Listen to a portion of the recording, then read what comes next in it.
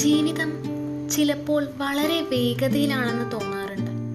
സമയപരിധികൾ, ബഹളം, തിരക്കിട്ട് ഓടുന്ന ആളുകൾ.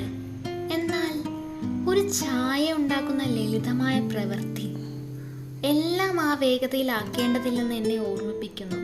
ഇപ്പോഴും എൻ്റെ ഓർമ്മയിലുണ്ട്, ഞാൻ ചെറുപ്പമായിരുന്നപ്പോൾ എൻ്റെ അമ്മൂമ്മ എല്ലാ വൈകുന്നേരങ്ങളിലും ചായ ഉണ്ടാക്കുന്നത് ഞാൻ നോക്കി നിൽക്കാറുണ്ടായിരുന്നു. അവർ ഒരിക്കലും ധൃതി കാണിച്ചിരുന്നില്ല. ചായ ഇലകൾ വിടരുന്നതും അതിൻ്റെ സുഗന്ധം മുറിയിൽ നിറയുന്നതും അവർ കാത്തിരിക്കും.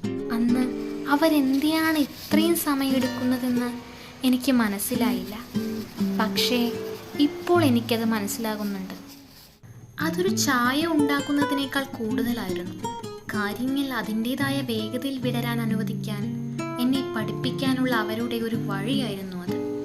വേഗതയെ ആഘോഷിക്കുന്ന ഈ ലോകത്ത് സാവധാനത്തിലാകുന്നതിൻ്റെ ശാന്തമായ സൗന്ദര്യം അവർ എന്നെ കാണിച്ചു തന്നു. ഒരുപക്ഷെ അതാണ് ചായ നമുക്ക് ശരിക്കും നൽകുന്നത്. ഒരിടവേള, ഒന്ന് ശ്വാസമെടുക്കാനും ചിന്തിക്കാനും വെറുതെ ഇരിക്കാനും ഒരു നിമിഷം.